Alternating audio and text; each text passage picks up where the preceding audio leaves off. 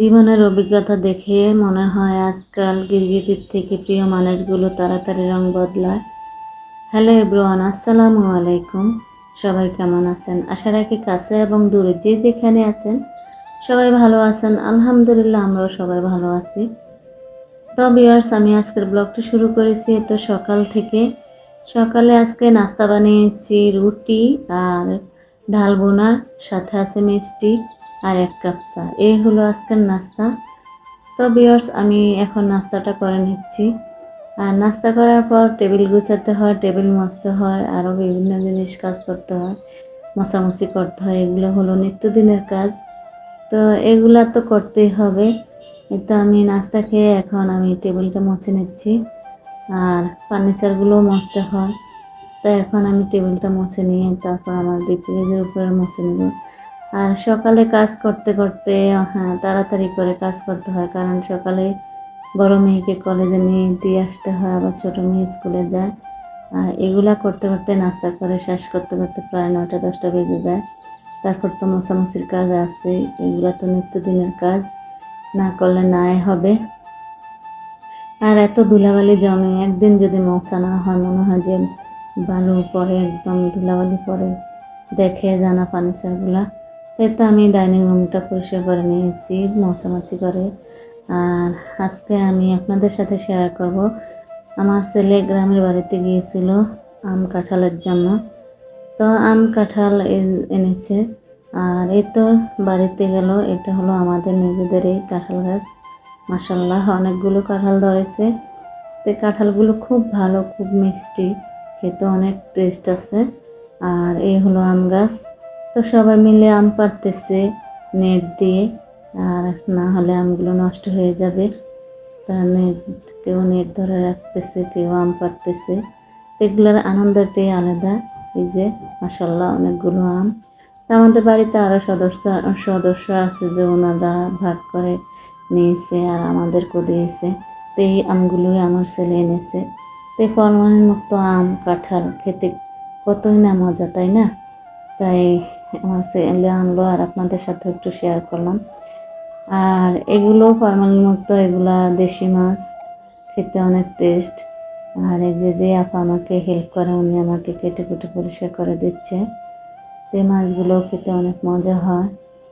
আর আমি এই মাছগুলো আজকে লাউ পাতা দিয়ে আলু দিয়ে রান্না করবো। এই লাউ পাতাগুলো ফরমালিন মুক্ত।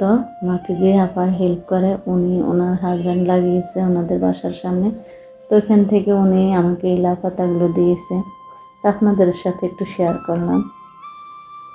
আমি শাক বেশি একটা পছন্দ করি না, আর এখন ইদানিং একটু শাক খাই, সেজন্য ওই আপা বললো যে আপা, আপনি তো লাউ পাতা বেশি একটা পছন্দ করেন না, তাহলে লাউ পাতা কিনে আনতে হবে না, আমি আপনাকে কয়েকটা গাছের লাউ পাতা দিব।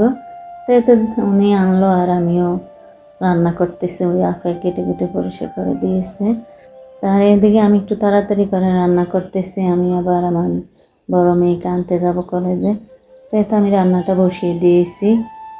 আর লাউ পাতাতে একটু রসুন চেঁচে দিলে বাগারে, তাহলে একটু গ্রানটা ভালো হয়। তা আমি পেঁয়াজ রসুন একটু হালকা বাদামি কালার করে ভেজে তারপর আলুগুলো ভেজে একটু কষিয়ে লবণ হলুদ মরিচ পরিমাণ মতো দিয়ে জিরে গুঁড়ো দিয়ে কষিয়ে নিয়েছি, সামান্য একটু পানি দিয়ে এখন লাউ পাতাগুলো দিয়ে দিলাম। তো লাউ পাতাগুলো ভালো করে কষিয়ে নিতে হবে। একটু আমি কিছুক্ষণ কষিয়ে তারপর ঢাকনা দিয়ে রাখবো। আর লাউ পাতাটা ভালো করে কষানো হলে, যে কোনো তরকারি যদি ভালো করে কষানো হয় তাহলে খেতেও অনেক টেস্ট হয়।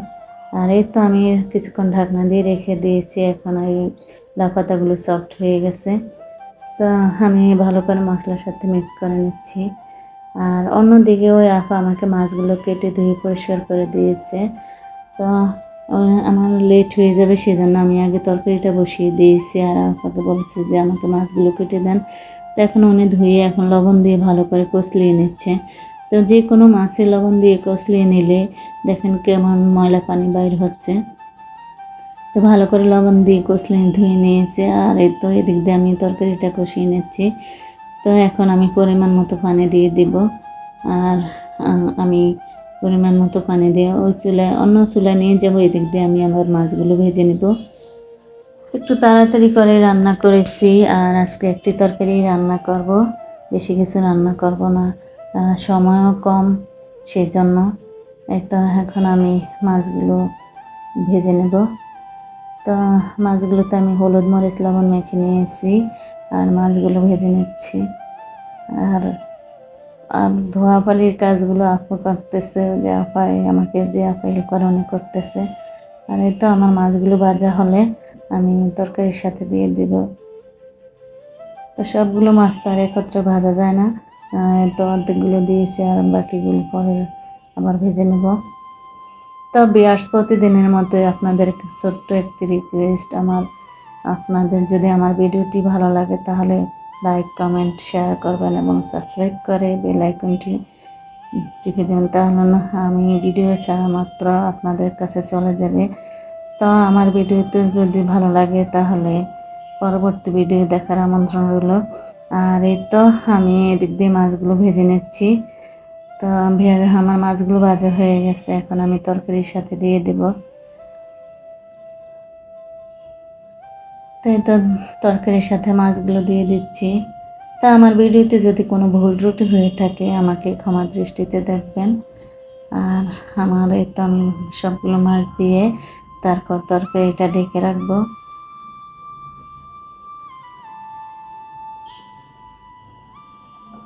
তো এই তো আমার তরকারিটা বলক এসে গেছে, এখন আমি একটু হালকাভাবে নাড়া দিয়ে দিয়েছি, কারণ মাছগুলো দিয়ে দিয়েছি ভেঙে যাবে।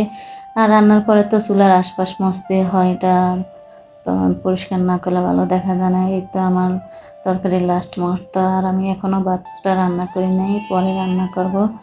তো সবাই ভালো থাকবেন, সুস্থ থাকবেন, আল্লাহ হাফেজ।